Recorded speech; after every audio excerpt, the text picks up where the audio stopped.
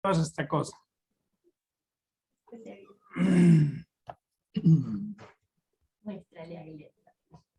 Miren lo que le han hecho aquí, Glenda.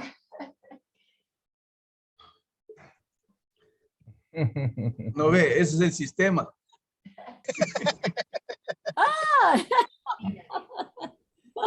Eso le ha hecho mi esposa para usted. Dice Ay, que muchas se llama gracias, compañero. solidaridad femenina. Ah, ya. Ay, qué bueno, gracias. Saludos a su esposa. Bueno, vamos a ver. Muchas gracias. El segundo taller, cuarto nivel. También le envió saludos. Felicidades por el Día de la Mujer. Bueno, estamos. Entonces, hablando del sistema, como estaba diciendo mi amigo, vamos a conectar todo aquello que ha influido a lo largo de la historia de la humanidad. La humanidad se ha movido en masas de pensamiento, ha influenciado con criterios, conocimientos, doctrinas, etcétera, etcétera. Y para esto se han establecido diferentes órdenes, a más de las religiones y todo esto que ya sabemos cómo funcionan, pues existen estas famosas órdenes secretas, ¿no es cierto?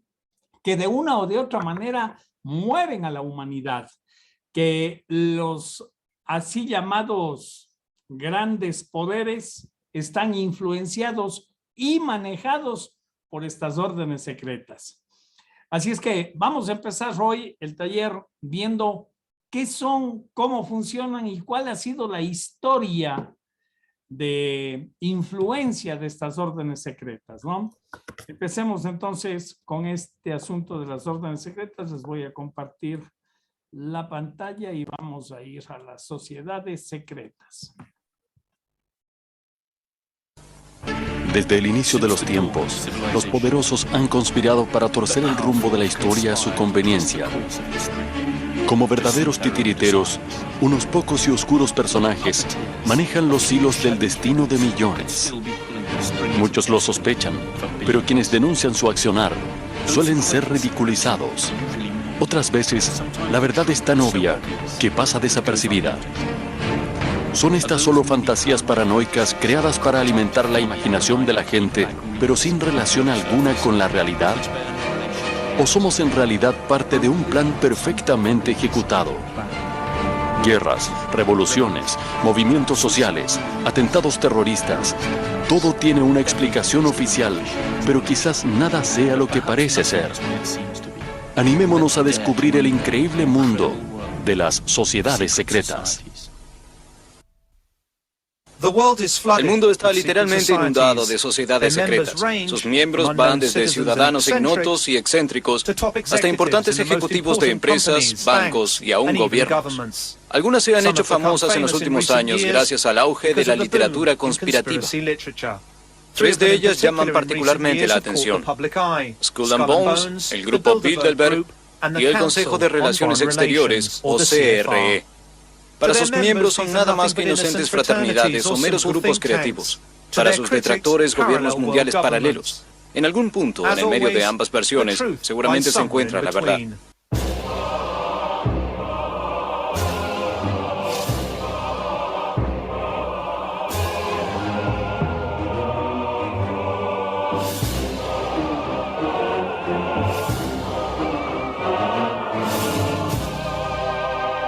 Las sociedades secretas.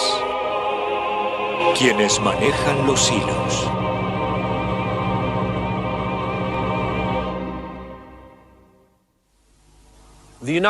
Estados Unidos es el país más poderoso del mundo, la única superpotencia sobreviviente que dicta la agenda mundial. Paradójicamente, el sistema político del campeón de la democracia fue construido sobre pactos secretos, fraternidades y sociedades de las que poco o nada se sabe. Las sociedades secretas tuvieron activa participación en la construcción de los sistemas de gobierno de los Estados Unidos. La francmasonería, por ejemplo, dejó su huella en la Declaración de la Independencia, Constitución y en docenas de símbolos patrios, desde el gran sello de los Estados Unidos hasta su moneda nacional. La pasión norteamericana por reunirse en grupos de afinidad y cultivar rituales y secretos también tuvo eco en las universidades donde se desarrolló el sistema de fraternidades. Las fraternidades universitarias, o frats, como se las llama coloquialmente, son sociedades declaradamente académicas y filantrópicas, pero con códigos de secretismo y ritos de iniciación, muy parecidos a los de la francmasonería y otras sociedades secretas. Las primeras fraternidades de las que se tiene registro fueron el Flat Hat Club y la Phi Beta Kappa en Yale.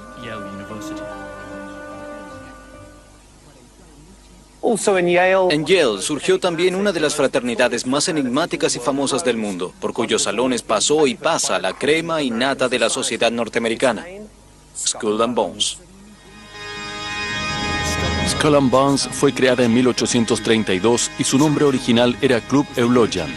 Su fundador fue un comerciante llamado William Huntington Russell, dueño de la Russell & Co., una empresa de transportes que amasó su fortuna transportando nada menos que opio a China durante la llamada Guerra del Opio. El nombre de Skull and Bones probablemente devenga de una curiosa costumbre. Durante sus reuniones en la capilla del campus de Yale, solían colgar una calavera y dos tibias cruzadas sobre la puerta para no ser molestados. También gustaban denominarse Orden de la Muerte, Estrella de la Cooperación o simplemente la Orden. En 1856, 24 años después de su fundación, consiguieron un importante predio en el campus de la universidad y constituyeron allí su sede oficial, un edificio de piedra que aún subsiste en la actualidad. Lo llamaron La Tumba. La tumba tiene una distribución laberíntica y oscura. Se trata de 3 enormes plantas y un ático. Hay múltiples salones y gabinetes secretos. Recámaras habitadas por maniquíes cubiertos por armaduras, candeleros, viejas fotos, banderas, manuscritos y una siniestra colección de huesos supuestamente pertenecientes a figuras históricas. Entre ellos, las calaveras del revolucionario mexicano Pancho Villa y el jefe indio Jerónimo, y hasta la del dictador panameño General Omar Torrijos. En lo más recóndito del laberinto hay una bóveda con el enigmático número 322 en la puerta. En su interior, solo 2 sillas y una mesa. Es allí donde el iniciado debe encontrarse con la Madame. Un esqueleto que se supone es el de Madame Pompadour. La pasión por los huesos y calaveras podría ser considerada de mal gusto, pero inocente. Sin embargo, una acusación mucho más grave pesa sobre la Orden de la Muerte, su simpatía por los nazis. Los detractores de Skull and Bones insisten con que la orden no es originalmente norteamericana, sino un desprendimiento de alguna orden germánica filonazi. Es bastante probable que así sea. Su fundador, William Russell, vivió en Alemania durante años antes de regresar al último año de Yale.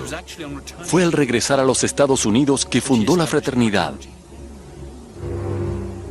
El propio número 322, según sus detractores, esconde un mensaje codificado que reúne el año de su fundación, 1832, con el segundo capítulo de una orden internacional. Según Alexandra Robbins, graduada en Yale y autora de un libro sobre el tema, en sus gavetas guardan una nutrida colección de objetos y memorabilia nazi y celebran sus cenas con la platería original de Adolf Hitler. Buena parte de su liturgia es realizada en alemán. ¿Quién fue el tonto? ¿El hombre sabio? ¿El mendigo o el rey? Rico o pobre, en la muerte son todos iguales. Gran parte del aparato industrial militar norteamericano de principios del siglo XX colaboró con el régimen nazi, contribuyendo enormemente con su ascenso al poder. Es un dato que no todos conocen. Tampoco es un dato publicitado, la fuerte presencia de destacados Bonesmen en las relaciones germano-americanas de la preguerra. Pero la historia siempre queda registrada y el pasado vuelve para perseguirnos. En 1930, Prescott Sheldon Bush, padre de George H. y abuelo de George W. Bush, miembro de la orden Skull and Bones desde 1917 y presidente de la Union Banking Corporation, realizó beneficiosos negocios con Fritz Thyssen, el magnate del acero alemán y proveedor principal de la maquinaria de guerra de Hitler. La VC fue cerrada por el presidente Truman durante la Segunda Guerra Mundial, amparado en la ley de comercio con el enemigo.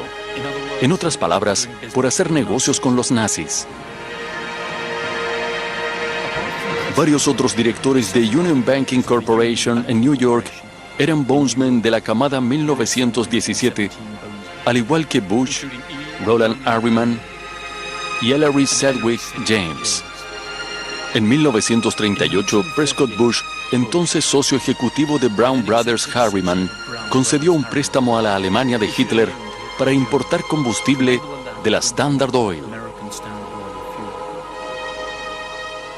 En 1941, el mismo año en que Estados Unidos entró en guerra contra el Tercer Reich, la Standard Oil de la familia Rockefeller, varios de ellos, Skull and Bones, tenían 6 buques petroleros con bandera panameña y tripulación alemana transportando combustibles desde sus refinerías en Estados Unidos hasta las Islas Canarias, donde se abastecían los submarinos alemanes.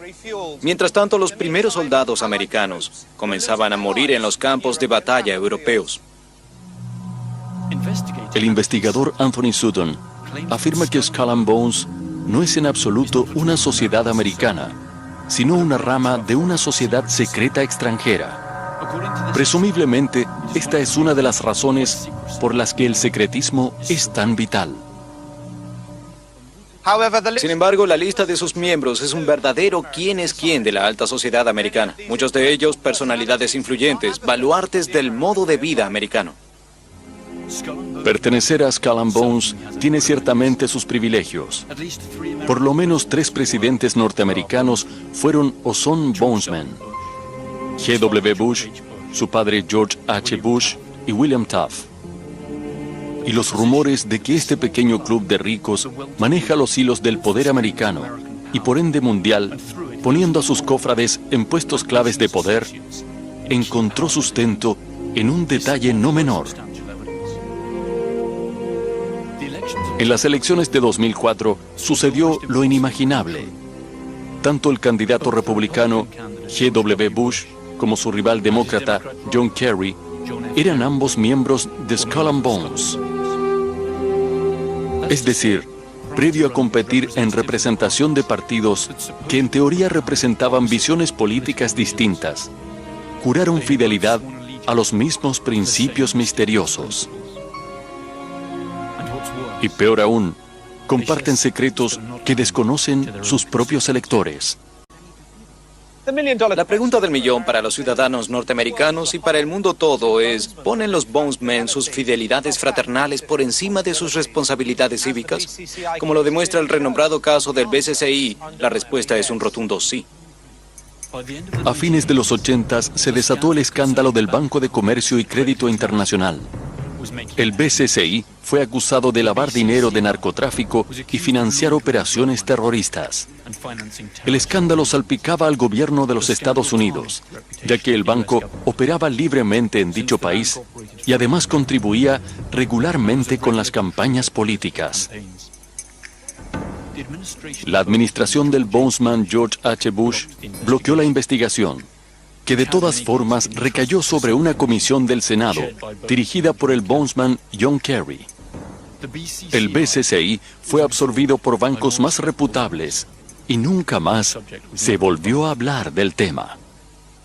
¿A quién responde Skull and Bones? ¿Hasta qué punto pueden presionar los bondsmen sobre las decisiones de otros miembros? Tal vez asomándonos a sus rituales de iniciación, podremos vislumbrar qué poder tiene la sociedad sobre sus cofrades, ya sean hombres de negocios, intelectuales o políticos, y aventurar cómo lo utiliza cuando así se requiere. Cada año son admitidos solo 15 estudiantes del último año de la Universidad de Yale. Los aspirantes deben ser propuestos por los seniors de la promoción anterior, entre aquellos que podrían incrementar el prestigio y poder de la sociedad. Bastan solo 2 votos en contra para que alguien sea rechazado.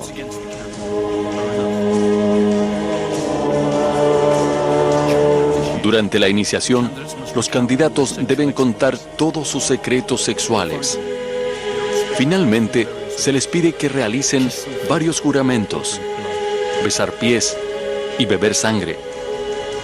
Luego, se recuestan desnudos sobre un ataúd y tras masturbarse a la vista de todos, juran jamás admitir pertenecer a la orden. A esto le sigue la comparecencia ante sus futuros compañeros enmascarados para la ocasión. Allí están el tío Toby, los caballeros, el pequeño diablo, Don Quijote y el Papa.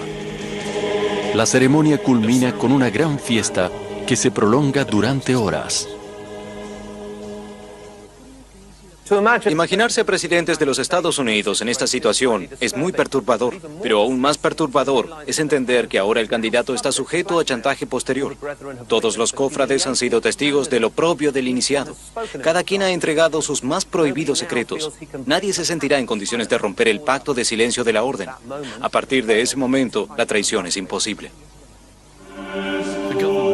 El gobierno de la primera potencia mundial está literalmente copado por Bozeman. George W. Bush nombró 11 funcionarios Bozeman en su primer gobierno. También hay varios senadores, congresistas y miembros de la Corte, jefes de la CIA, la Reserva Federal y directores de bancos como el JP Morgan Chase, Morgan Stanley y Dean Witter. Los medios de comunicación no son la excepción. Entre otros, la revista Time y el Newsweek, ambas teóricamente competidoras, pero también ambas fundadas por Bozeman. Las familias más antiguas e influyentes pertenecen al selecto club. Bush, Bundy, Harriman, Lord, Phelps, Rockefeller, Taft, Whitney. Todos ellos han pasado por el ritual de iniciación. Todos han contado sus peores secretos y han sido humillados ritualmente frente a sus pares, y todos deben lealtad a su orden.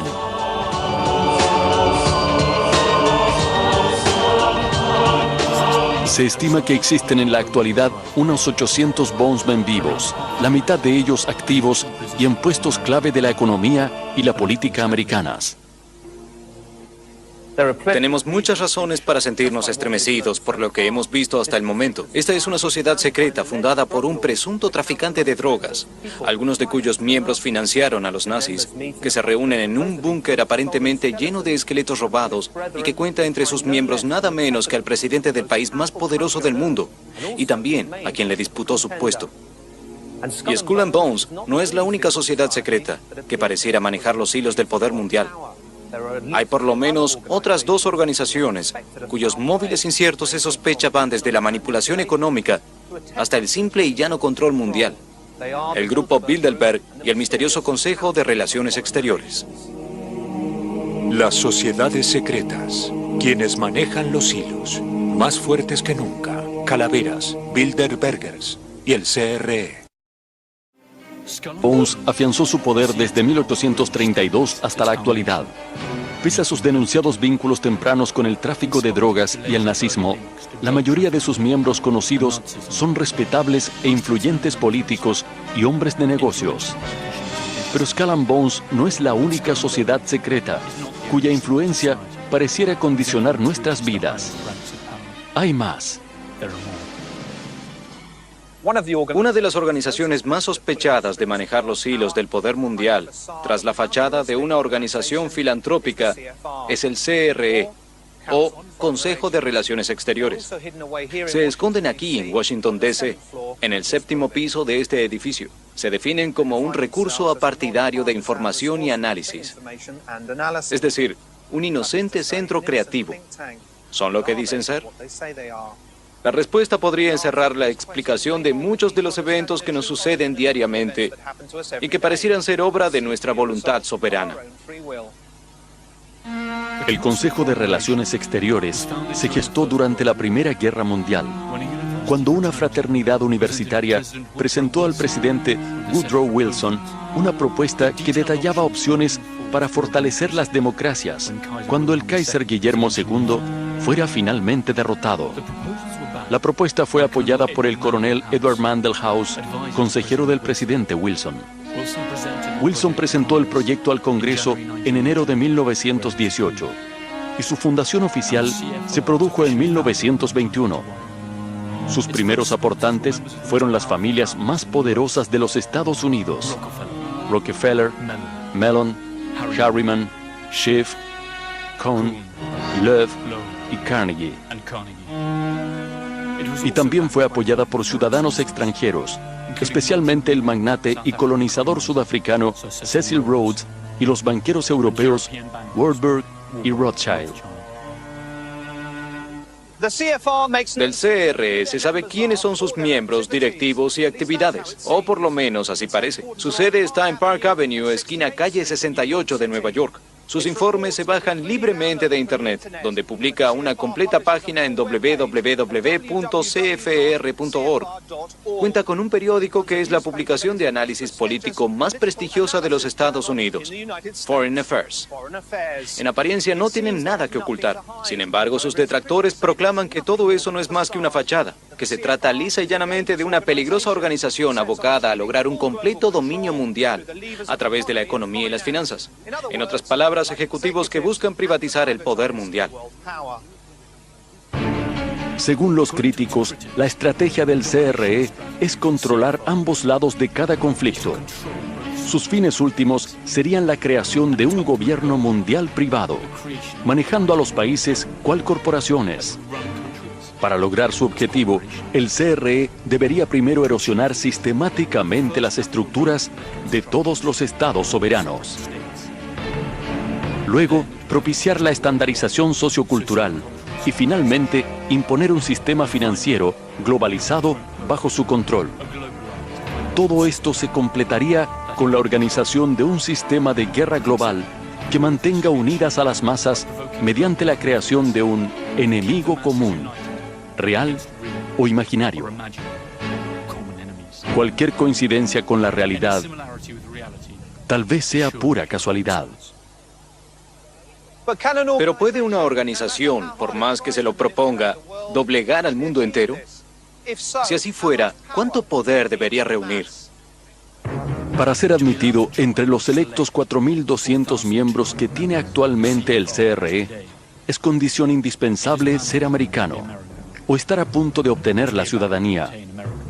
Son bien recibidos los altos directivos de instituciones financieras, grandes industriales y medios de comunicación social, investigadores y académicos, altos oficiales militares, políticos, funcionarios públicos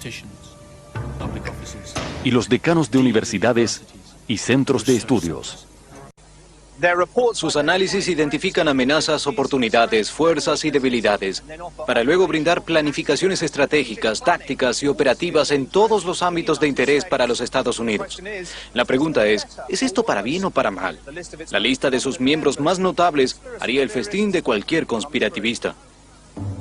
Entre sus miembros más conocidos se cuentan David Rockefeller, Henry Kissinger, Bill Clinton, la exsecretaria de Estado Madeleine Albright, el multimillonario húngaro-americano George Soros, el juez de la Corte Suprema Stephen Breyer, Lawrence A. Teach, presidente de la cadena Lowe CBS, el secretario de Estado General Colin Powell,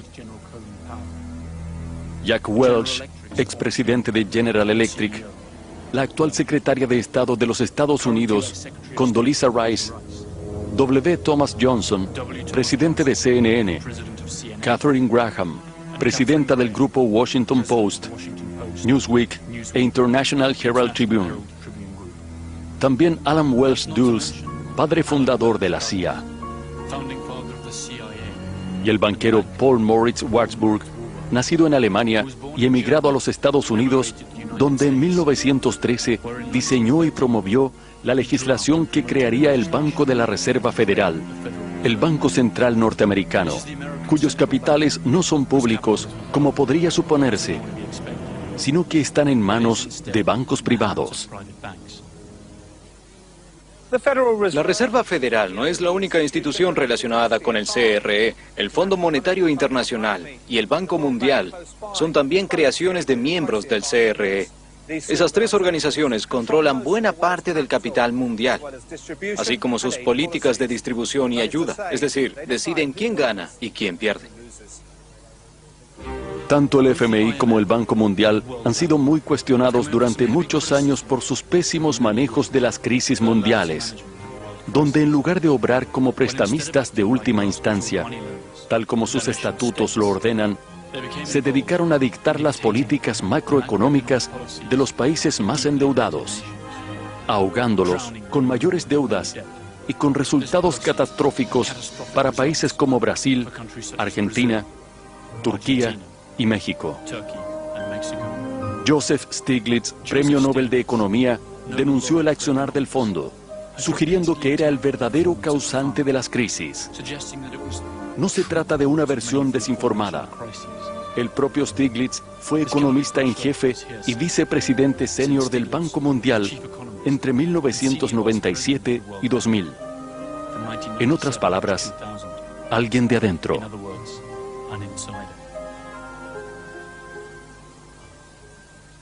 Si observamos cómo el precio de los medicamentos genera gigantescas ganancias para quienes los producen, mientras provocan la muerte de millones de personas que no pueden adquirirlos, si nos detenemos a pensar el daño irreparable que realizan las corporaciones multinacionales en los países del tercer mundo, si estudiamos los mecanismos de préstamo usurario del sistema bancario mundial, que cíclicamente provocan crisis que hunden países enteros en la miseria, vale preguntarse, ¿es la guerra económica más efectiva que la guerra convencional a la hora de obtener el poder mundial?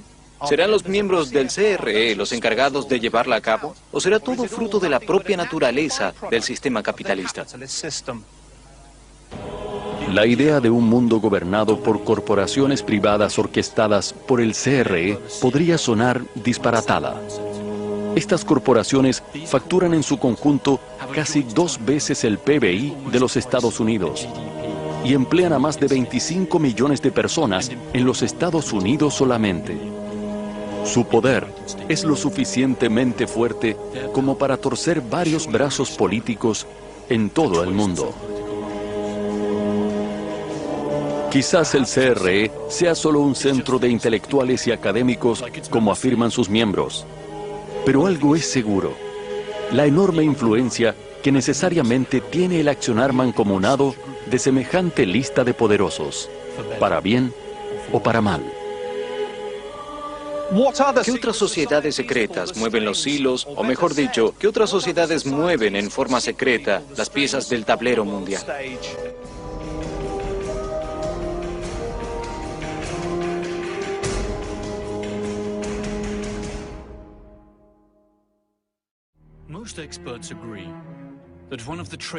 Es que tienen un basamento ya no ideológico, sino puramente económico. En la práctica, esto significa que utilizan su influencia dentro del mundo corporativo para poner a países enteros al servicio de sus intereses. El ciudadano medio no tiene idea de cómo se toman las decisiones estratégicas nacionales. Y su voto muchas veces solo sirve para generar cambios a larguísimo plazo, que muchas veces son solamente cosméticos.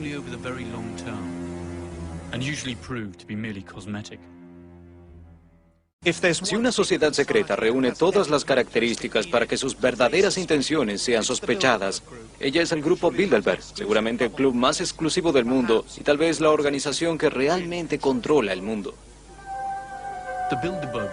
El Grupo Bilderberg fue llamado así porque la primera reunión se hizo en 1954 en el Hotel Bilderberg en Osbeek, Holanda. Sus fundadores fueron Joseph Ratzinger, un polaco de ideas socialdemócratas, y el príncipe Bernardo de Holanda. En sus reuniones anuales realizadas desde entonces, que constituyen un hito en la política internacional.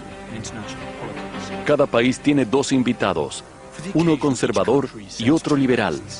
Según el príncipe Bernardo, el grupo nació como una entidad destinada a fortalecer la unidad atlántica del norte, a frenar el expansionismo soviético y a fomentar la cooperación y el desarrollo económico de los países occidentales.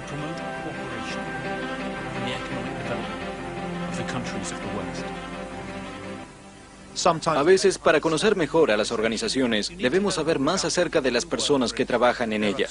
Hay dos datos interesantes sobre la integridad del fundador de los Bilderberg. Primero, Bernardo de Holanda de joven militó en las SS de Hitler. Segundo, tuvo que dejar de presidir las reuniones de 1976, cuando se vio involucrado en el escándalo de los sobornos que la fabricante de armas y aviones Lockheed protagonizó cuando sobornó a funcionarios italianos, holandeses y japoneses. Los antecedentes nazis de Bernardo no impidieron que el grupo Bilderberg fuera apoyado por los socialdemócratas, ni por el Banco Rothschild y los Rockefeller, ambos de origen judío. Otros patrocinadores de la primera hora fueron los Wallenberg, dueños de Electrolux y Ericsson en Suecia. Todos ellos participan activamente de las reuniones anuales del grupo, directamente o a través de sus representantes. Lo único que esto confirma es que a la hora de tomar decisiones que afectan al mundo, las ideologías quedan a un lado. Después de todo, los negocios son los negocios. El lugar de reunión, la agenda y los participantes no son secretos, pero sí lo son los tópicos discutidos, ya que la reunión es a puertas cerradas y sus detalles no se publicitan. La conferencia se desarrolla un fin de semana de mayo y dura 3 días, coincidentemente poco antes de la reunión anual del G8. Una caravana de limusinas negras deposita a los invitados en un lujoso hotel o palacio fuertemente custodiado por la policía y los servicios secretos de los países invitados. Entre sus invitados hay financistas, capitanes de la industria, dueños de medios, políticos y gobernantes de Europa y América del Norte.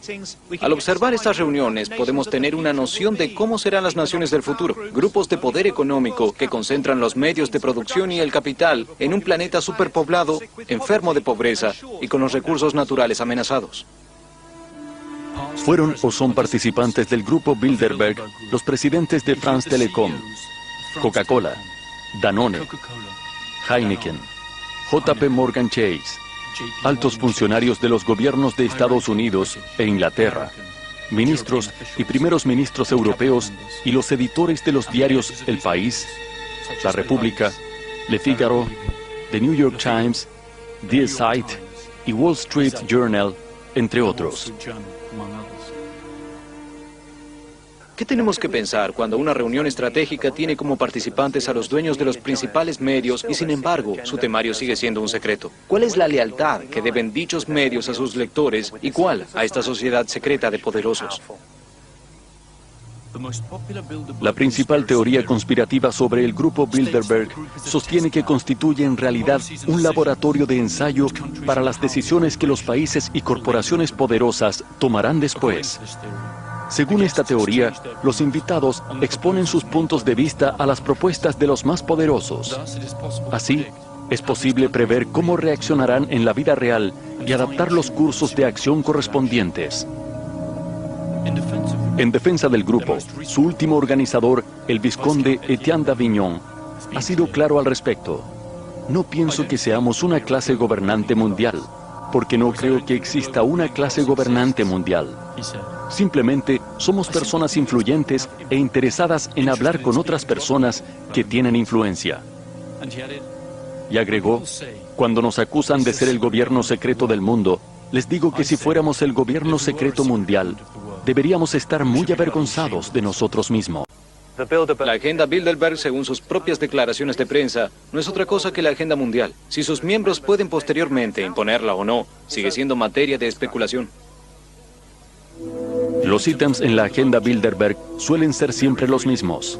Revisión de los acontecimientos mundiales, discusiones acerca de la seguridad en Occidente, debate de los mecanismos políticos y económicos en los países desarrollados, así como discusiones sobre energía nuclear y biotecnología.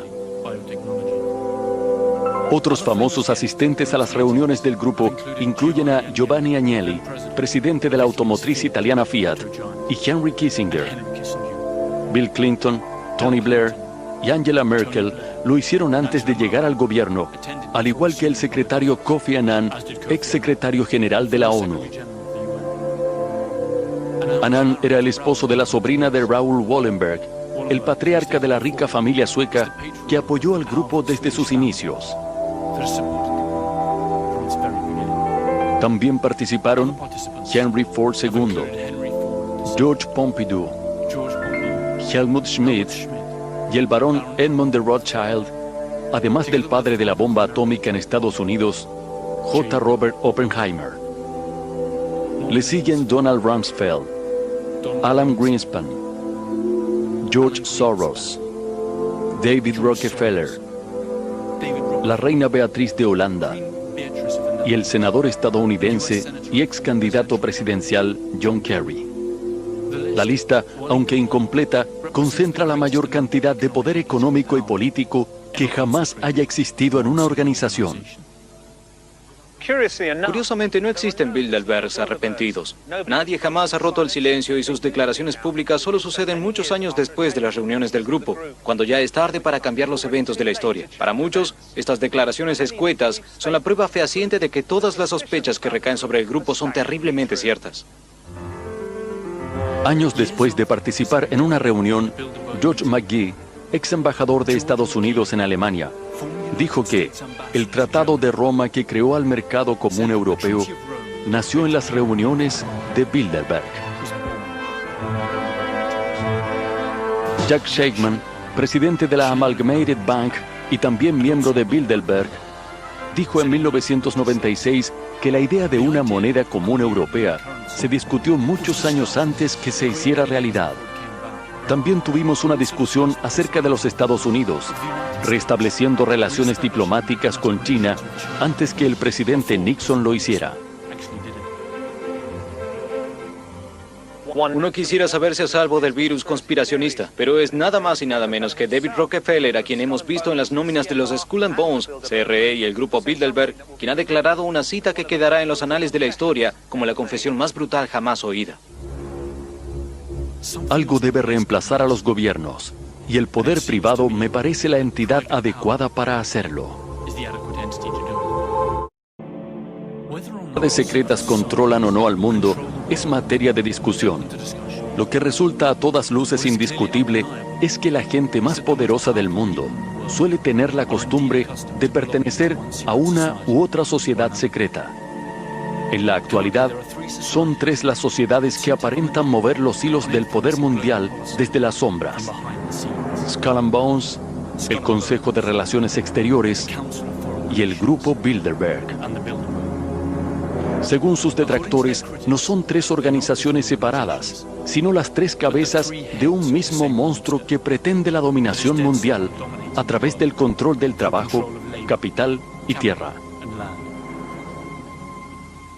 Pero existe una cuarta organización que los conspirativistas no dejan de atacar. A diferencia de las anteriores, su agenda es pública y nada sucede a puertas cerradas. Sin embargo, eso no parecería detener las acusaciones que recaen sobre ella. Se trata de la Comisión Trilateral. En 1973, David Rockefeller, también miembro del CRE, propuso incluir a Japón en el grupo Bilderberg, pero fue rechazado. Creó entonces la Comisión Trilateral, consistente en reuniones anuales privadas de unas 350 personas, empresarios y directivos de grandes corporaciones, dueños de medios,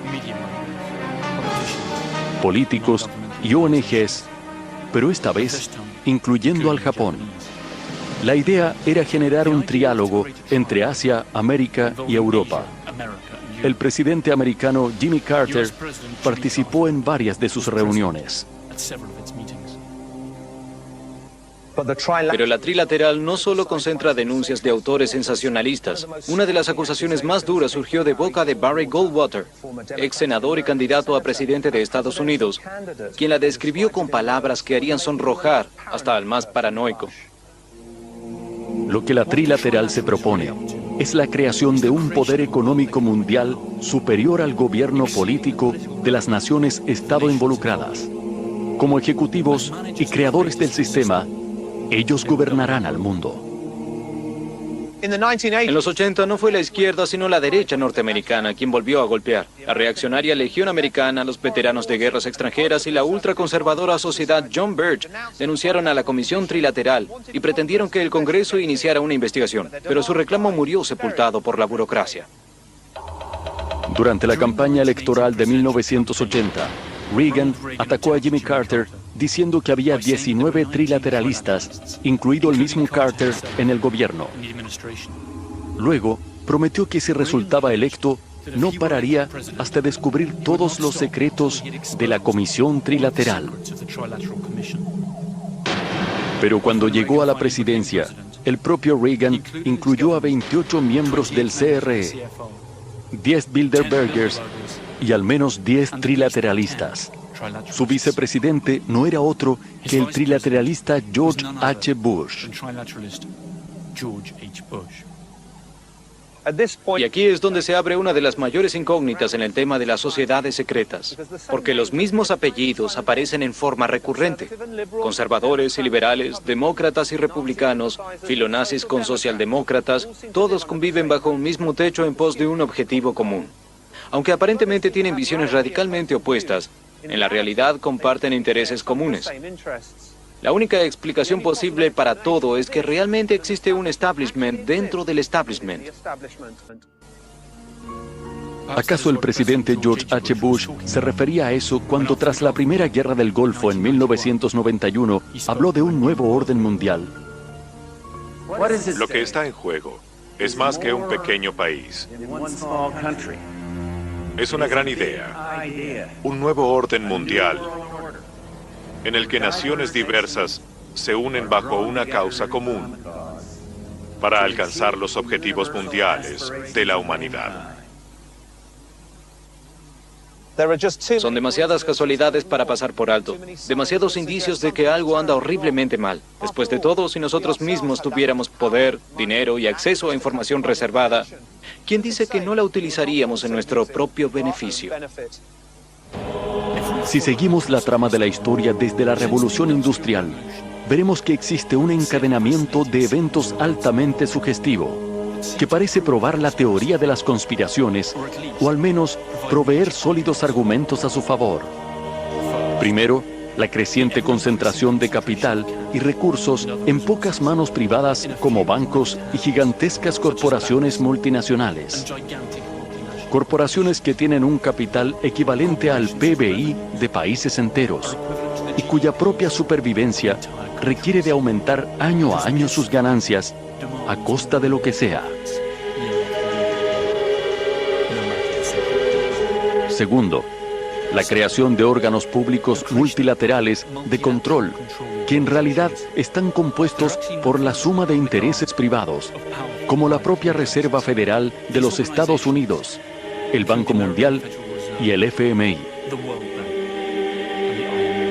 Tercero, el innegable avance de la privatización, la apropiación privada de los recursos naturales, de la infraestructura de comunicación, de la industria pesada y la defensa, la salud y los sistemas bancarios, alejándolos de las manos del pueblo y entregándolos a las ambiciones garras de las corporaciones privadas. Cuarto, el fenómeno de globalización financiera y cultural, que en realidad no es más que la imposición de la cultura y el capital central sobre los países periféricos. Quinto, la generación de conflictos mundiales y enemigos estereotipados que manipulan la opinión pública y terminan destruyendo cualquier posibilidad de debate u oposición, derivando en la pérdida real y concreta de muchos de los derechos democráticos más elementales.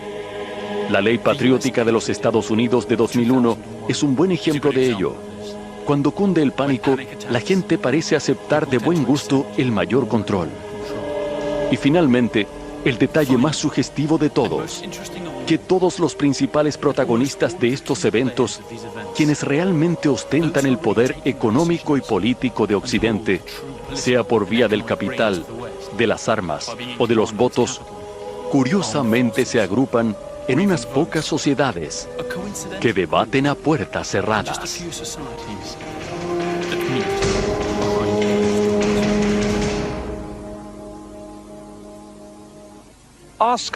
Son Skull and Bones, el CRE, el Grupo Bilderberg y la Comisión Trilateral la causa o la consecuencia. ¿Ser miembro de ella significa acceder a ciertos privilegios o solo quienes gozan de ciertos privilegios pueden convertirse en miembros? ¿Importa la diferencia? Miren alrededor y saquen sus propias conclusiones. Tal vez sea hora de entender que nada es casualidad, que los sucesos están todos encadenados y responden siempre a un interés superior, difícil de ver, pero que está a la vista de todos si sabemos hacia dónde mirar. De lo contrario, creyéndonos dueños de nuestro destino, seremos solo marionetas en una obra controlada por la mano siniestra de las sociedades secretas.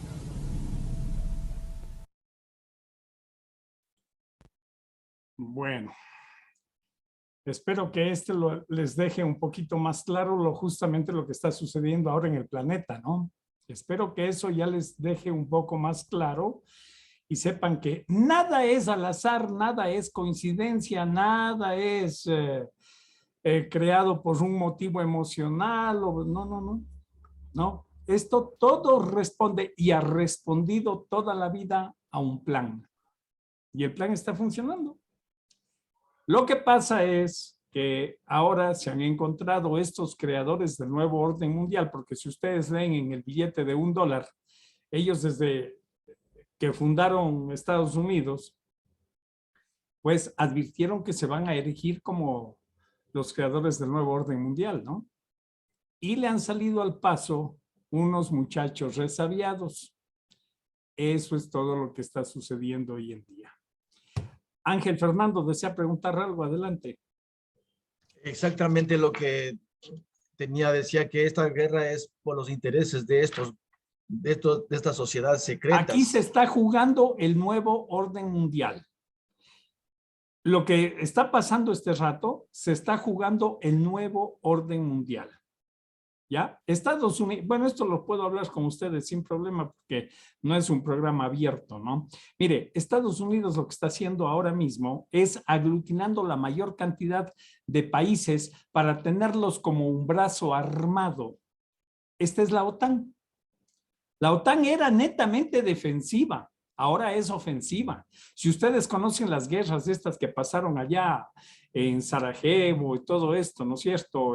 Crimea, bueno, Crimea no, pues quise decir Chechenia, lo que pasa este rato en Yemen, lo que está pasando en Siria, lo que ha pasado en Irak, o sea, ustedes se van a dar cuenta por qué se crean estas guerras. Es porque quieren repartirse el planeta, ¿no es cierto? Quieren erguirse como los creadores del nuevo orden mundial y siempre les salen por ahí muchachos resabiados. Entonces, cada vez se le han puesto más difícil al nuevo orden mundial. Como el factor económico es tan importante para esta gente, ya se han creado equipos económicos paralelos a los que Estados Unidos siempre ha manejado. Ahí están viendo el tema del SWIFT. El tema del SWIFT. Analicen ahora, ya le salió un equipo chino con un nuevo sistema superior, mejor al SWIFT y que no tiene ninguna censura. Entonces, todas las sanciones que le pusieron a Rusia no van a servir para nada. Para nada. Y eso es un problema porque le están irritando más al tío Sam. Y el tío Sam se desboca cuando está irritado y cuidado, aplastan el botón rojo porque, bueno, para nosotros sería una oportunidad de verles en acción a los extraterrestres, ¿no? Ya les he dicho a ustedes en varias oportunidades. Disculpe, dígame. Yo tengo entendido que hay una fórmula que dice 1 más 1 igual a 0 con respecto al botón rojo, que si el uno aplasta, el otro aplasta, entonces todos perdemos, digo yo. Claro, es que todo, a ver, en una guerra nadie gana, todos pierden, pero si usted observa con cautela, en la guerra que está pasando ahora, el único que gana es Estados Unidos. Observe, observe. Mire, de hecho yo nunca he sido partidario de las guerras. Es más, si yo tendría poder de decisión, lo primero que hago en este país es eliminar la milicia. Pero lo primero, ustedes han visto siempre que yo vocifero contra los militares y hablo y bueno, pues, entonces yo no soy partidario de eso. Ecuador debería, o los países inteligentes deberían declararse neutrales y se acabó. Costa Rica lo hizo. Revisen la historia de Costa Rica. Costa Rica no tiene milicia. Se declaró neutral y ya está. Pero es el tema del poder, mis queridos amigos. El poder. ¿Ya? Que eso es el ego en su máxima expresión. Es el ego en su máxima expresión. Ese es el problema al que estamos abocados y yo creo que la cosa anda por un punto muy peligroso. Así es que les quería poner esto para que ustedes vean. Lógicamente esto está dentro de lo que han visto las dos promociones anteriores a ustedes.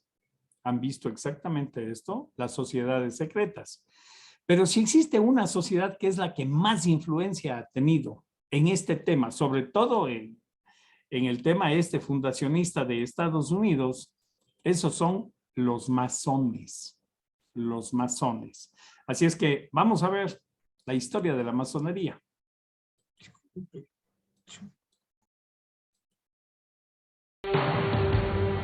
Durante siglos, los investigadores intentaron descubrir los secretos de los masones y las pistas, los códigos y las revelaciones parecen confluir en un mismo sitio, la capital de los Estados Unidos.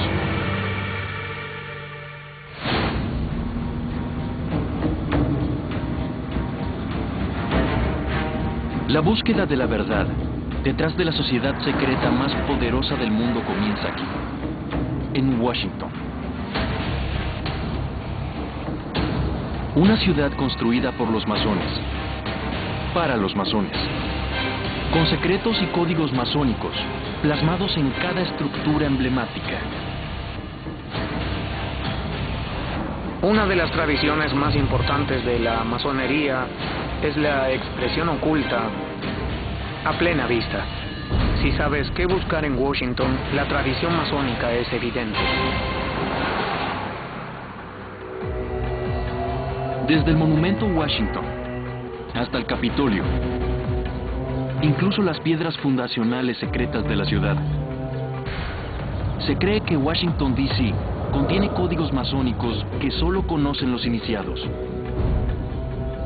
Lo que resulta fascinante es que la información se expresa de muchas formas, en lugar de palabras, de textos, mediante una variedad de ilustraciones simbólicas, pinturas con un significado específico.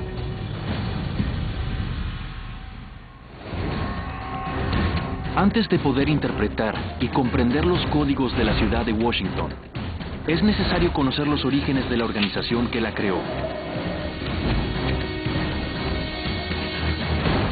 Los masones son una organización con un pasado enigmático, una membresía enigmática y objetivos enigmáticos. No es un club social, no es un club civil. Sin dudas, no es una organización religiosa ni caritativa. Monumento Nacional Masónico en memoria de George Washington. El misterio en torno a los masones tiene su origen en los niveles de discreción ligados a ellos durante años.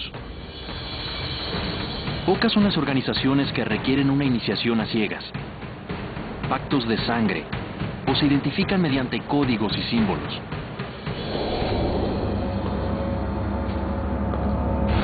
Este video recrea los detalles de la iniciación de un maestro masón. En la primera etapa de iniciación, se le vendan los ojos al novato. Lo despojan de sus prendas y debe jurar que nunca revelará los secretos masónicos. En la etapa final, El futuro maestro debe simular su muerte en un ritual de resurrección, donde el iniciado representa el sacrificio humano. La iniciación es un proceso esotérico que expresa conceptos poderosos a través del lenguaje del simbolismo y se los representa al individuo junto con herramientas que éste usará para mejorarse a sí mismo. Los masones afirman que el iniciado se convierte en un hombre diferente. Realmente es una transformación interna de quién eres, porque desarrollas una mayor percepción del mundo físico, intelectual y espiritual en el que tú estás viviendo.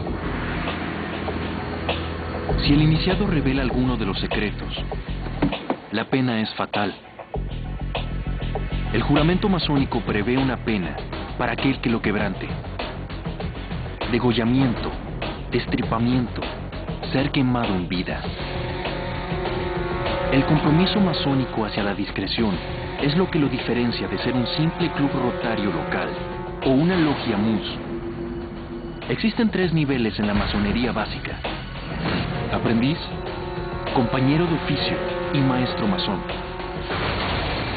Al subir de nivel, se le otorga al masón mayor acceso a los códigos ocultos de la organización. También existen más niveles, conocidos como grados, y otras organizaciones masónicas a las que unirse. El rito escocés, el rito de York, los Shriners. Cada una cuenta con sus propios juramentos y códigos. El rito escocés posee 33 grados, y el número 33 aparece reiteradamente como un código para los secretos mejor guardados. Pero solo los masones conocen el significado del código. Para los masones, la discreción es un objetivo vital.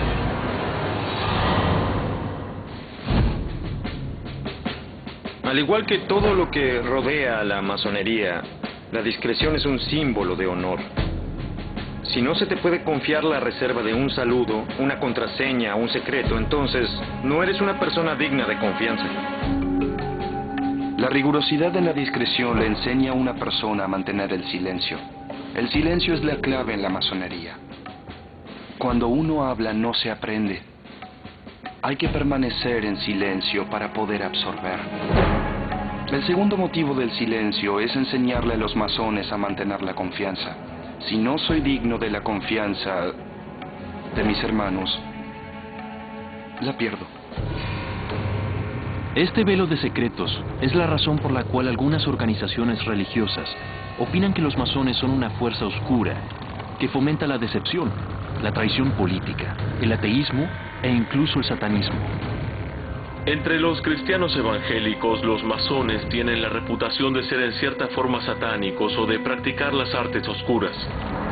Y uno se pregunta si los masones no fueron quienes inventaron esa historia, tal vez para acentuar el misterio de la organización.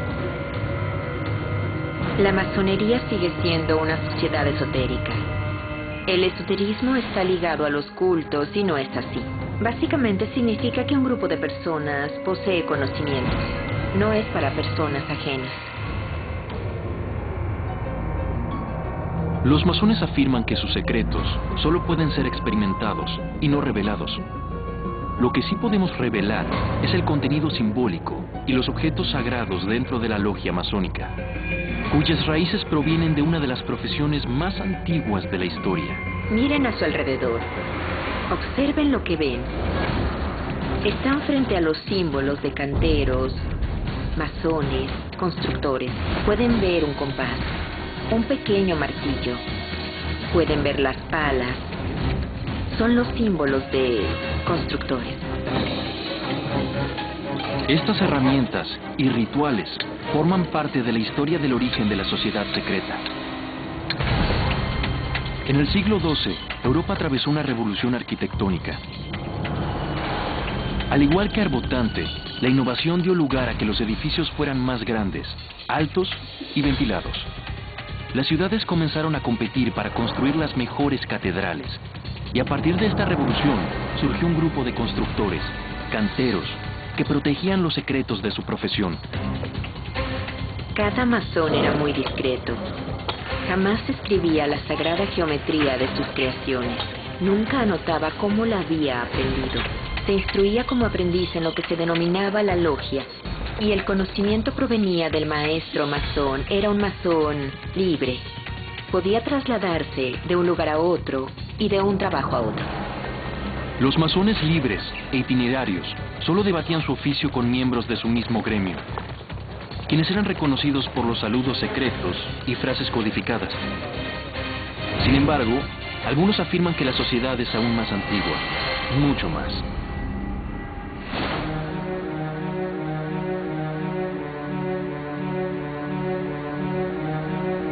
Parte del misterio que rodea la masonería es su conexión con el mundo antiguo.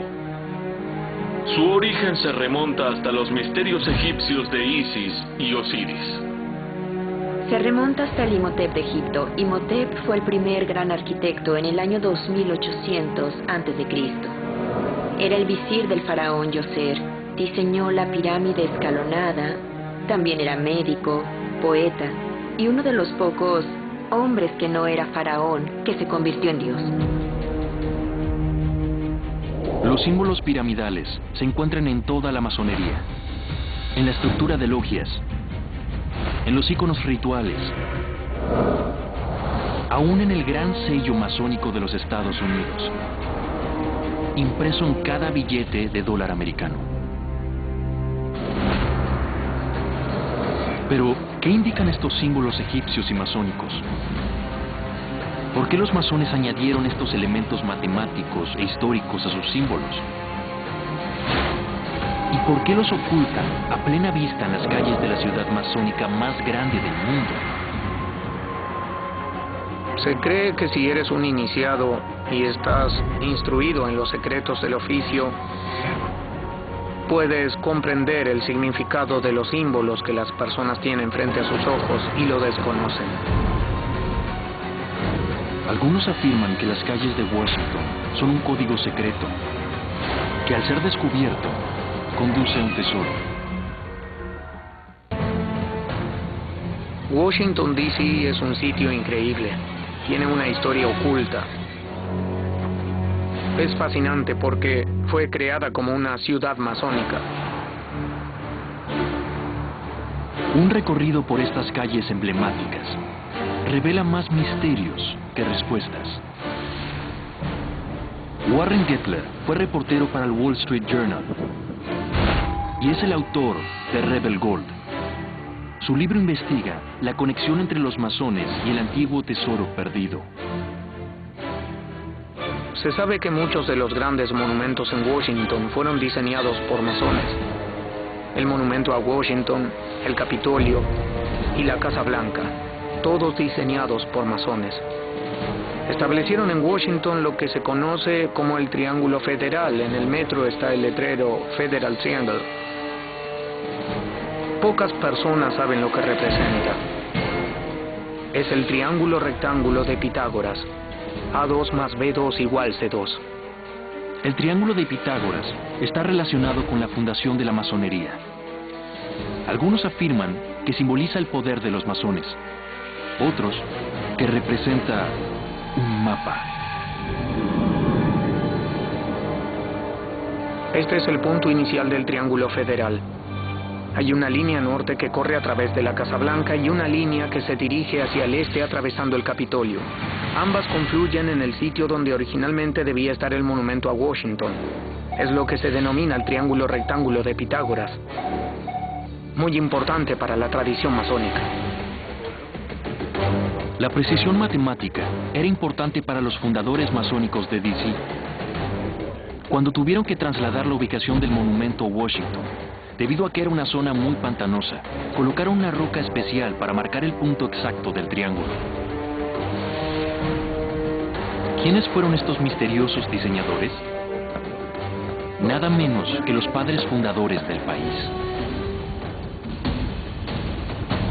La ciudad de Washington, D.C. fue trazada por George Washington, masón desde sus 20 años, apoyado por el arquitecto Pierre Charles L'Enfant, masón, Andrew Ellicott, masón, y Benjamin Benneket, masón afroamericano. La ciudad capital de los Estados Unidos fue fundada en 1791 en una ceremonia masónica, venerando su herencia de canteros, marcando la futura capital con una única piedra angular sagrada. Luego, por razones desconocidas, la ubicación de la piedra angular fue velozmente olvidada.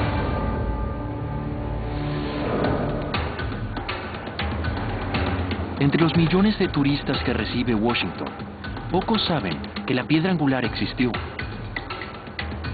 Apenas algunos saben dónde se encuentra actualmente.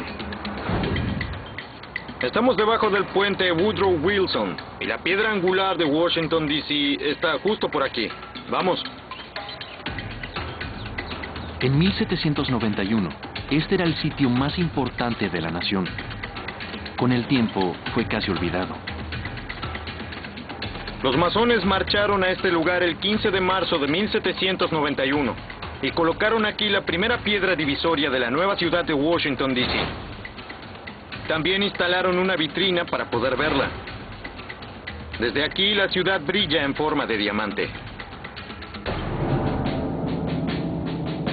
Incluso los límites de la ciudad reflejan otro secreto masónico. Washington convenció a los miembros del Congreso de que el Distrito de Columbia debía ser de 26 kilómetros cuadrados. El cuadrado es un símbolo muy importante en la masonería. Es un símbolo de virtud y sabiduría. 2 años después, George Washington encabezó otra ceremonia masónica sagrada, esta vez en el centro de la actual ciudad capital. Se coloca su atuendo masónico, lidera un desfile de masones por la avenida Pensilvania hasta Jenkins Hill, que se convirtió en Capitolio, para colocar la piedra angular de ese edificio en una ceremonia masónica. Eso por sí solo demuestra lo mucho que se valoraba la masonería. Aún antes de su terminación, el edificio fue llamado el Templo de la Libertad. Pero algunos dicen que el Capitolio no es solo un templo simbólico, sino un templo literal. Un templo de la masonería. El Capitolio de los Estados Unidos tiene muchas características arquitectónicas que lo relacionan con la antigüedad. Está construido en piedra, su entrada es subterránea, tiene cámaras secretas y una geometría sagrada. Todo esto confluye para señalar que este edificio es en verdad un templo. Los masones realizaban sus rituales en un edificio al que llamaban templo. Dentro del Capitolio, las similitudes con un templo masónico son aún más evidentes. En el techo de la rotonda del Capitolio hay una extraña pintura relacionada específicamente con la religión. Exhibe a George Washington en el paraíso, rodeado por figuras de libertad y victoria. La pintura se denomina la apoteosis de George Washington. La apoteosis es una palabra griega que significa divinizar o convertirse de hombre a hombre Dios. Y se ilustra a Washington como uno de esos seres divinos en un escenario celestial. Debajo de la rotonda hay otro cuarto que se asemeja aún más a un templo. La cripta. La cripta es el terreno justo debajo de la rotonda del Capitolio. Está constituida por 40 pilares, al igual que la cúpula de la roca en Jerusalén, y también se considera como el sitio donde alguna vez estuvo el templo de Salomón. La cripta tiene otro significado. En este caso, la entrada a la tumba es literal. Justo debajo de la cripta hay un cuarto que pocas personas han visto. Una pequeña cámara llamada la tumba de Washington. Los diseñadores del Capitolio pretendían que los restos de George Washington descansaran eternamente en la base del Templo de la Libertad. La tumba está vacía. Martha Washington quiso que George sea enterrado en Mount Vernon, pero tiene tal vez otro significado, un significado secreto. ¿Por qué la tumba de Washington está vacía? La razón es porque Washington se ilustra como un ser que ha resucitado. Él está en el techo.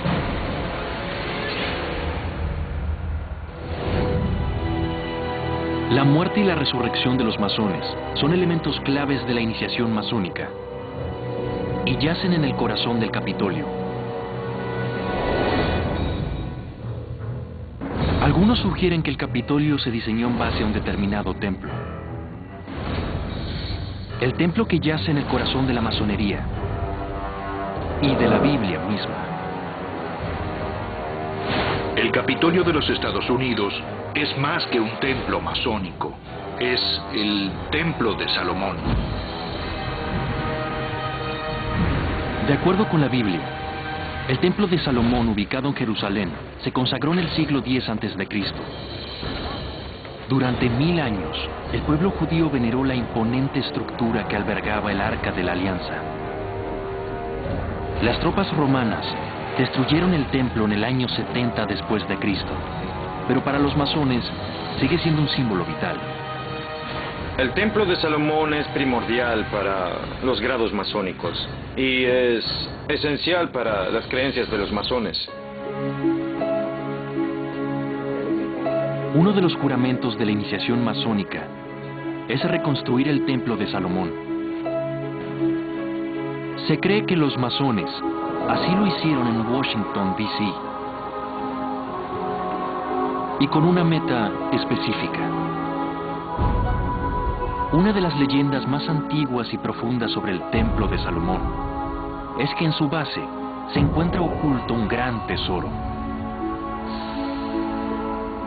Si el Capitolio es una copia del templo masónico de Salomón, ¿cuál era el tesoro en la base de la cripta? Algunos creen que es simbólico, para otros es real. Warren Gettler afirma que existen verdaderas reservas secretas escondidas por los masones. Su ubicación solo es conocida por los iniciados. Tenemos pruebas de que estos depósitos de oro, esta provisión subterránea de oro y armas sigue allí. Existen letras codificadas que hacen referencia a esos sitios y mapas del tesoro llamados hojas de ruta. Contienen nombres que remiten a la masonería y conducen a un lugar llamado Templo de Salomón. Hay una famosa pintura de la familia Washington. Están sentados frente a la mesa con un mapa de la antigua ciudad y George Washington parece señalar algunas cosas. ¿Podría entonces haber un tesoro enterrado en Washington? Los masones intentan proteger sus secretos a cualquier precio. Los masones ayudan a fundar Washington, D.C. Se cree que los códigos masónicos están plasmados en la arquitectura de esta ciudad y que esos códigos conducen a un tesoro. Se necesita una mente brillante para trazar un mapa del tesoro que se extienda a través de todo el país. Sé que esos lugares existen, estuve allí. He visto objetos relacionados al tesoro que emergen de la tierra. Gran parte de la codificación del tesoro está relacionada con esta particular estatua ubicada en el centro de Washington, D.C. Estamos próximos a la estatua de Albert Pike, soberano gran comendador del rito escocés en Washington. Pike fue el masón más influyente del mundo por décadas. A mediados del siglo XIX, Albert Pike lideró y reorganizó la masonería del rito escocés, el grupo masónico más grande y poderoso en los Estados Unidos. A cada masón se le entregaba su libro, Moral y Dogma. Pike era un hombre brillante. Era abogado, periodista, escritor y también era dramaturgo. Escribía poesía, hablaba 7 idiomas. Era un hombre increíble. Pero Pike no solo se destaca por ser un líder masón. La estatua de Albert Pike es la única de un general de la Confederación en toda la ciudad. Albert Pike no solo era increíble, era esclavista, general de la Confederación y criminal de guerra convicto. Sus soldados torturaron a los miembros del ejército de la Unión capturados. La guerra civil devela la intersección entre los masones y otra misteriosa sociedad secreta. Los Caballeros del Círculo Dorado. Los Caballeros del Círculo Dorado fue la organización subversiva más poderosa de la historia de los Estados Unidos. Se cree que tenían varios cientos de miles de miembros que prometieron bajo juramento de sangre mantener el secreto. Los historiadores aceptan la existencia de los Caballeros del Círculo Dorado, o KGC. Esta organización a favor de la Confederación generó disturbios políticos y sabotajes durante los años de la Guerra Civil. Y la KGC contaba con otro elemento crucial. Los Caballeros del Círculo Dorado era una organización masónica del rito escocés. Los KGC utilizan símbolos y códigos masónicos para identificarse unos a otros. Cuando los espías del Ejército de la Unión atacaron el cuartel general del sur de la Confederación, descubrieron un libro de códigos de los KGC, idéntico al cifrado de los masones del rito escocés. Tras la caída de la Confederación en abril de 1865, parte de su tesoro en oro y plata desapareció y nunca se recuperó. En el libro Rebel Gold, Warren Gettler argumenta que los Caballeros del Círculo Dorado escondieron el oro luego de la guerra. ¿Con qué propósito esta organización enterró el oro? Bien, la respuesta evidente hubiese sido que la meta era que el sur pueda alzarse nuevamente en otro momento y lograr alejarse del ejército de la Unión. Se cree que el gran comendador del rito masónico escocés, Albert Pike, dirigió el entierro del tesoro secreto. Para trazar el mapa del tesoro era necesario contar con un genio, alguien instruido en las leyes masónicas, las matemáticas y la geometría. Gettler afirma que Pike utilizó los antiguos símbolos y ecuaciones masónicas secretas para encriptar la ubicación exacta del tesoro. Existe un método para averiguarlo. La cuadrícula geométrica incluye un círculo dentro de un cuadrado. Al trazar la cuadrícula sobre un punto topográfico determinado del mapa, se puede determinar la ubicación del tesoro. Las pruebas de Gettler no son solo una anécdota. Recorrí más de 10 depósitos de los KGC. Todos tienen un diseño específico detallado en piedra, objetos enterrados. Todo allí está relacionado con la alineación de una cuadrícula. Al acercarse al tesoro, todo alrededor está tallado en piedras y antiguos árboles. Estos símbolos trazan un mapa de ruta esotérico para llegar al tesoro. En 1994, el coautor de Gettler, Bob Brewer, fue tras la pista de una serie de códigos y mapas de los KGC y descubrió un escondite de oro de los tiempos de la Guerra Civil. No se hicieron ricos por encontrar el oro, pero recogieron suficientes pruebas para afirmar que el tesoro existe. Queríamos encontrar los lugares para demostrar que esta increíble red de tesoros y su historia son ciertas. Develarlos es fascinante, deben ser respetados y venerados también. Si Pike en verdad enterró el oro, ¿por qué no lo usaron para el resurgimiento de la Confederación? Con el término de la guerra y el comienzo de la reconstrucción, esa meta se desvaneció. Tal vez haya habido un objetivo superior relacionado con la tradición masónica. El principal lema del rito escocés es orden desde el caos. Podría afirmarse que si existe un tesoro enterrado, lo están reservando para después de una desgracia, un Armagedón o un desastre de magnitud. Podrían remover este dinero y usarlo para resucitar una nueva sociedad. ¿Es este el gran secreto de los masones? No solo se trata de un tesoro, sino también la profecía de un futuro apocalíptico.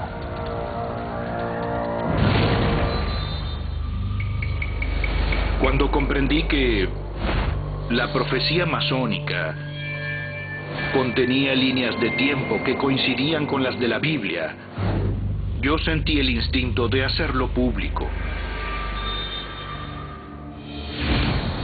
El investigador Edward McKinney siente que ha descifrado el código del apocalipsis masónico. Si observan este diagrama, notarán que se trata de la tribulación de los 7 años mencionada en el libro de las Revelaciones. ¿Existe una conexión entre el tesoro enterrado, la profecía del apocalipsis y los secretos masónicos? Los masones son la sociedad secreta más antigua del mundo. Se cree que protegen un tesoro enterrado. Ya sea verdad o mentira, los masones tuvieron un gran impacto en la fundación de los Estados Unidos.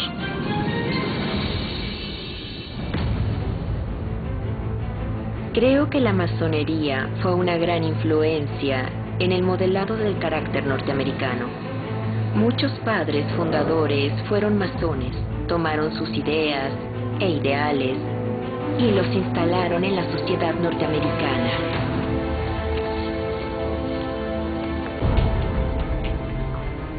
Las primeras referencias escritas de la masonería datan de 1650 y están relacionadas con una organización inglesa de científicos llamada Real Sociedad de Londres. Eran científicos, matemáticos, alquimistas, astrólogos. Creían en todas las ciencias y conocimientos. Unos eran agnósticos, otros estudiaban el rosacrucianismo. Abarcaban todo. Ninguna área estaba prohibida. Los historiadores denominan a este periodo como la Ilustración, donde los experimentos en ciencia, filosofía y política rompieron las cadenas del pensamiento medieval. Pero este tipo de pensamiento era peligroso. Una década después, el Vaticano denunció y encarceló a Galileo.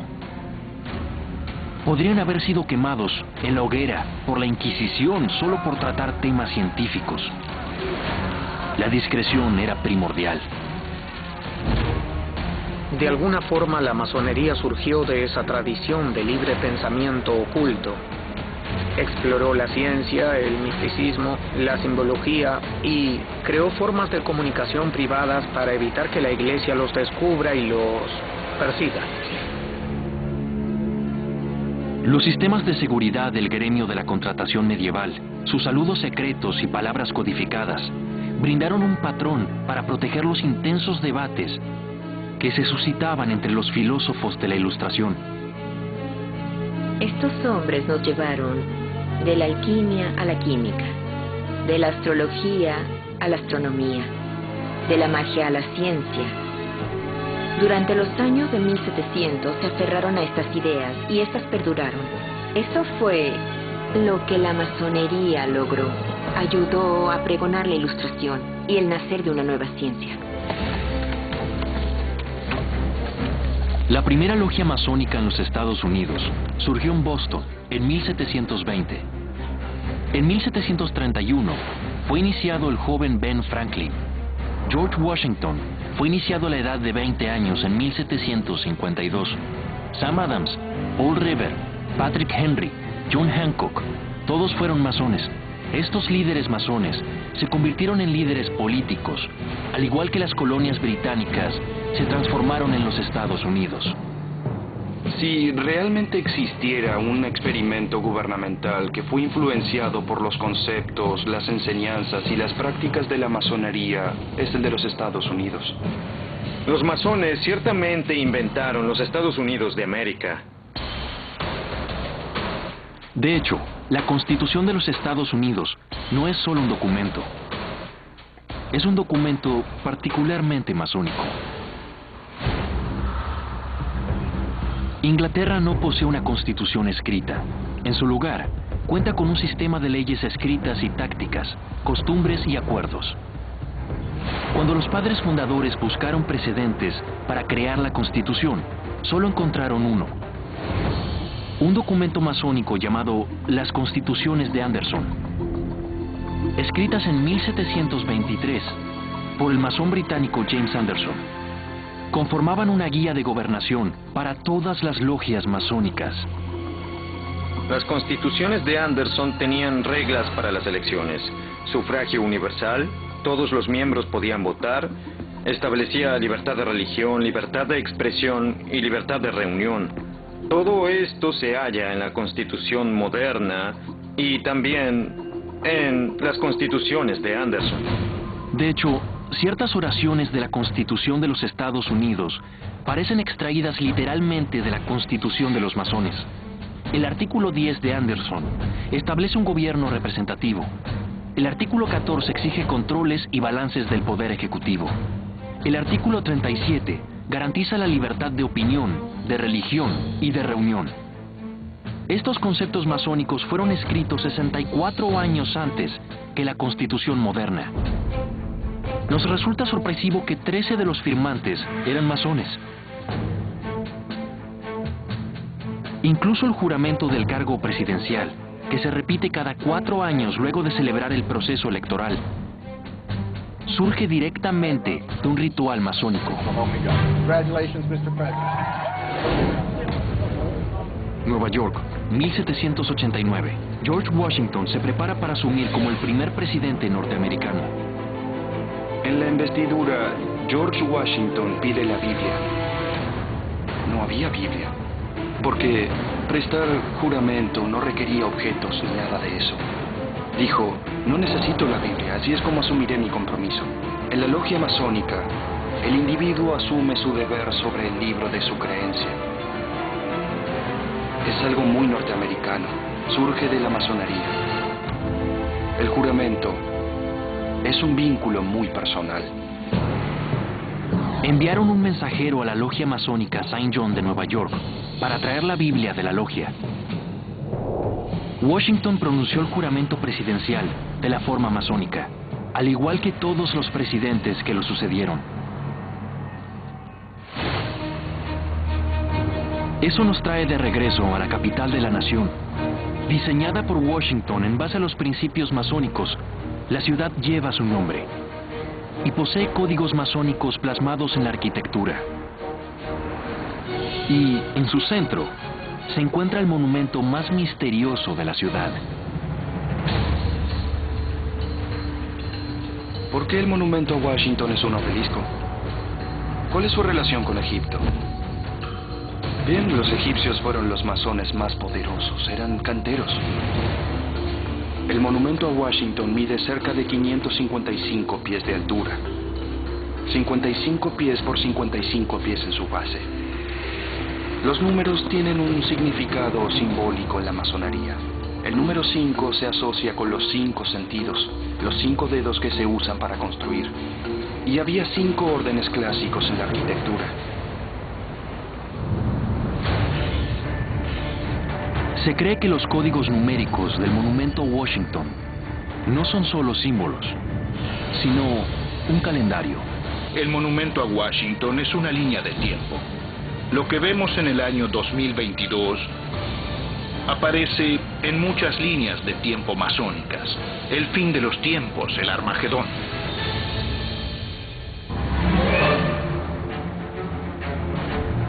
El monumento masónico a Washington contiene una predicción de un apocalipsis mundial. La profecía masónica se compone de líneas de tiempo. Expresan cuándo ocurrirán los eventos. Los masones expresan las cronologías en su arquitectura y sus símbolos. Se cree que ha habido un mensaje de advertencia codificado en piedra y el mito de la humanidad sobre una catástrofe recurrente. Es posible que nos hayan advertido sobre un posible cometa o asteroide que impactara sobre la Tierra. El secreto mejor guardado de la masonería podría ser el momento de la reaparición de esta catástrofe divina. La tradición masónica está repleta de historias de profecías apocalípticas. Una de ellas parece provenir del mismísimo George Washington. Cuentan que mientras estaba en Valley Forge en 1777, George Washington tuvo un encuentro con un hombre angelical que le mostró el destino de los Estados Unidos de América, cómo sobreviviría a la revolución y la posterior guerra civil, y que enfrentaría una batalla final. Tal vez una batalla entre el bien y el mal. Es la línea de tiempo hacia un evento apocalíptico. ¿El secreto de los masones? Los masones admiten proteger secretos que no develarán a nadie. Pero una teoría sugiere que el mayor de los secretos masónicos es una profecía. Una predicción sobre el apocalipsis en un futuro cercano.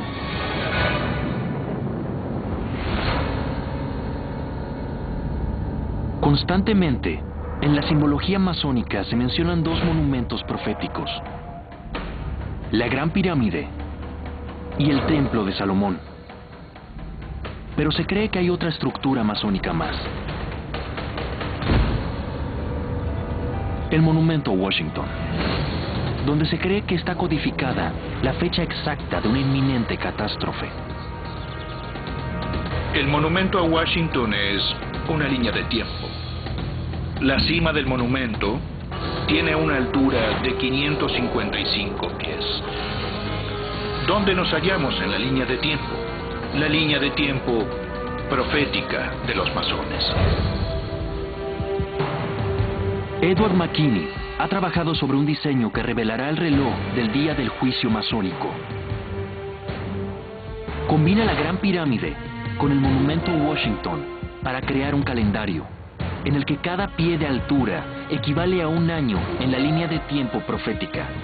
La Gran Pirámide debe combinarse con el Monumento a Washington como si ambos fueran parte del mismo esquema.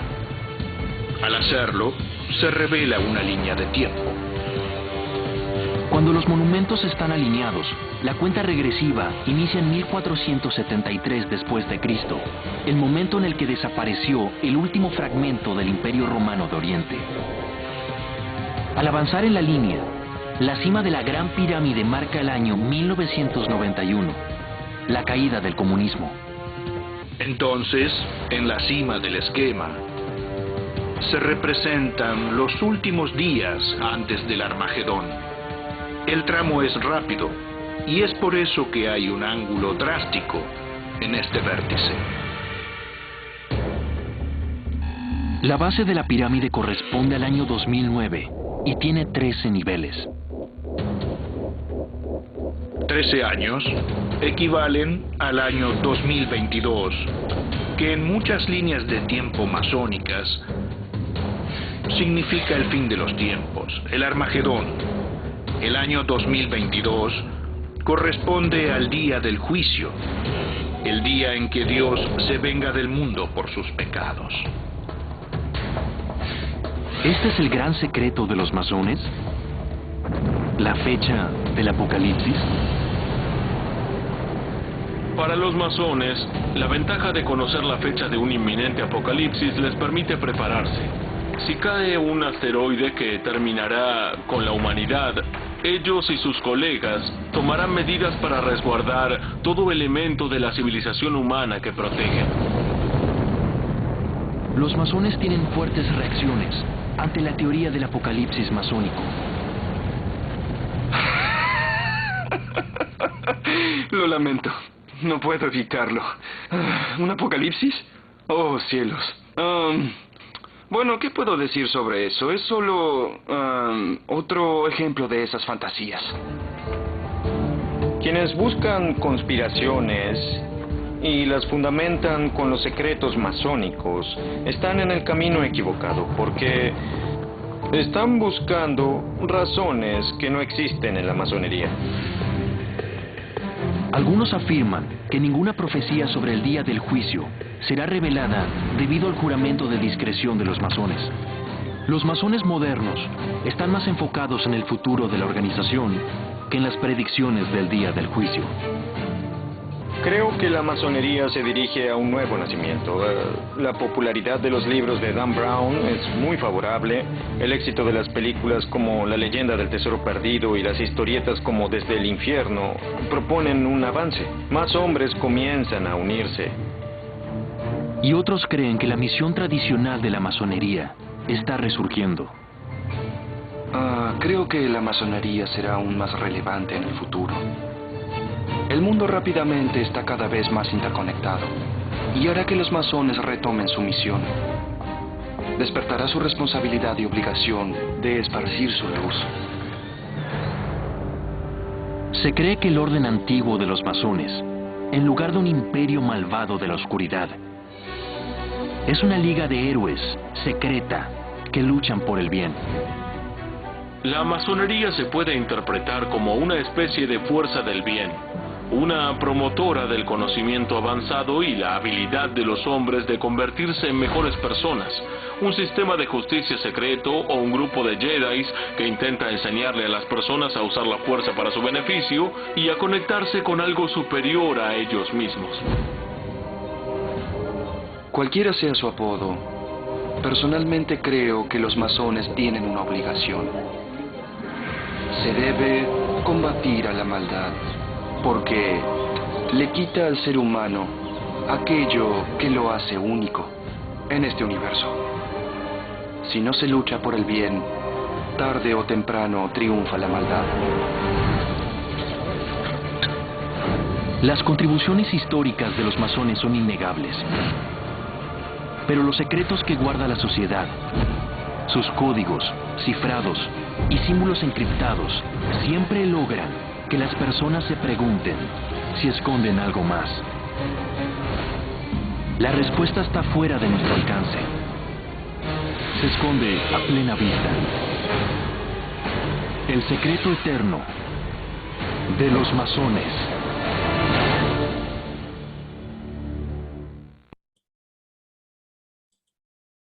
Bueno, era importante que ustedes conozcan todo este tema de la masonería y su influencia en Estados Unidos, que es muy fuerte, y en muchas partes, ¿no? Bueno, aquí en Ecuador también tenemos estos obeliscos en Ibarra. Quienes han ido a Ibarra han visto que a la entrada de la ciudad hay un obelisco, ¿no? Bueno, eso lo creó la masonería también. De hecho, ellos relacionan mucho con los números. Los números para ellos tienen un significado muy importante, que es un derivado de la cábala, ¿no? Bueno, si estamos hablando de algo tan antiguo, pues ya ustedes imaginarán por dónde viene el conocimiento que infunden entre ellos, ¿no? Entre los masones.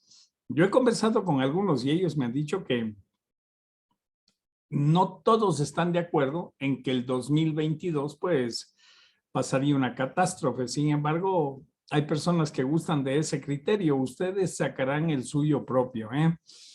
Bueno, vamos a ver si alguien tiene alguna pregunta. Todo esto que ustedes acaban de ver en video, todo esto yo he tenido que explicar a las personas antes con palabras, con dibujos en pizarra, etcétera, cuando era presencial. Ahora, como es con el tema este de la computadora, pues nos ayuda muchísimo porque se puede decir más cosas en pocas palabras, ¿no? Entonces, y los videos son muy ilustrativos, así es que me parece que la memoria gráfica va a influenciar mucho en el criterio de ustedes. Vean estos videos, yo les recomiendo que lo vuelvan a ver si tienen alguna duda para que más o menos establezcan un razonamiento para su propio criterio de lo que está pasando ahora y de lo que ha venido pasando en toda la historia de la humanidad con el ser humano, ¿no? Ha habido un maniqueísmo brutal y bueno, pues ya ven ustedes estas organizaciones secretas, ¿no? Que son las que están detrás de esto. Sin embargo, existe pues una que estaría detrás de todas estas y que claro, pues es totalmente secreta, pero quedó al descubierto cuando un gran investigador, Robert Salas, que estuvo presente en el almacenamiento de silos ahí en Malmstrom, cuando vino un ovni y desarmó 20 misiles, ya ustedes han escuchado la historia en varias ocasiones, es Cabal, es una organización súper ultra secreta llamada Cabal, Cabal con B, que sería la madre de todas estas, ¿no? Y así es como se ha debatido la humanidad y se seguirá debatiendo. Nada cambiará, todo irá para peor. Esa es la historia de la humanidad. Vamos a ver algunas preguntas. Adelante, sí, Javier Esparza, dígame. Javier Pérez. Sí, aquí en nuestro planeta manejan esta clase de grupos, como son los masones, el grupo Cabal. ¿Algo similar habría con el millonésimo consejo? No tengo duda y le explico por qué. no pueden nadie puede quebrar estas leyes universales, ¿no? Y esto está con la ley de correspondencia. Como es arriba, es abajo. Como es en el micro, es en el macro. Claro que sí, amigo. Ángel Fernando, sí, dígame. Ya, en nuestro medio, aquí en Ecuador, Lucio Gutiérrez, cuando era presidente, formó parte de la masonería. Y la pregunta mía es, ¿usted le ha invitado para formar parte de los masones? Mire, a mí no me invitan a nada de esto porque saben que les mando con viento fresco, ¿no? Pero de hecho, si usted quiere atribuirle una buena obra a este caballero, porque yo soy agradecido, yo no soy político, pero soy agradecido, ojo con eso. Él permitió la apertura para que se cree oficialmente la investigación del fenómeno OVNI aquí. Si usted ha visto la historia de CEIFO, pues ahí está él directamente involucrado, ¿no? Y así es como empezó esto. Luego vino el zapatazo de la CIA y eso ya es otra cosa. Pero inicialmente Lucio Gutiérrez permitió que se investigue oficialmente. Tal vez eso y muchas otras acciones que él cometió transgredieron a estas órdenes secretas, les molestó y bueno, pues fue la causa también de que lo voten, ¿no? Porque ya saben que quienes ponen y votan presidente no están en este país, están fuera de este país, usted sabe. Entonces, son las transnacionales, es la CIA y bueno, esa larga historia que ya tenemos y que hemos visto, ¿no? Dígame, César Andrade. Jaime, buenas tardes y compañeros, buenas tardes. ¿Estas órdenes secretas tienen alguna relación o influencia con seres extraterrestres o ultraterrestres? No tengo la menor duda, no tengo la menor duda. Mire, hay varias hipótesis sobre el tema de la masonería, por ejemplo, ¿no? Que se dice, ya vieron ustedes, unos dicen que se remonta su antigüedad a los egipcios, hay otros que hablan desde los templarios, ¿no? Pero bueno, o sea, usted puede ir conectando todo este asunto histórico y llegar siempre a lo mismo. Usted tiene que recordar que Isis y Osiris, pues, venían en la perla luminosa, ¿no es cierto?, aquí a reorientar al pueblo egipcio, porque los egipcios, bueno, para mí personalmente, recuerden que todo lo que nosotros vemos aquí no es una verdad absoluta, ¿no? Y cuando yo expongo mis conceptos, solo son mis conceptos, ¿no? No necesariamente es una verdad absoluta, ojo con eso. Y entonces cuando viene Isis y Osiris a reordenar al pueblo egipcio, pues ellos son sobrevivientes de los atlantes, ¿no? Y los atlantes, si ustedes revisan la historia, eran netamente descendientes de extraterrestres, ¿no? Eran extraterrestres cohabitando aquí en este planeta.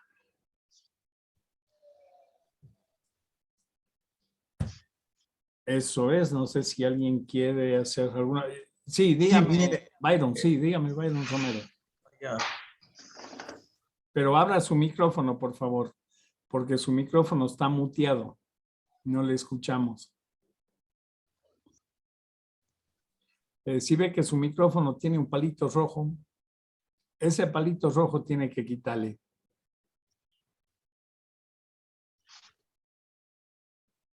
Bueno, si no puede, no se preocupe. Puede escribir en el chat la pregunta o mandarme al correo también, que es igual, ¿no es cierto?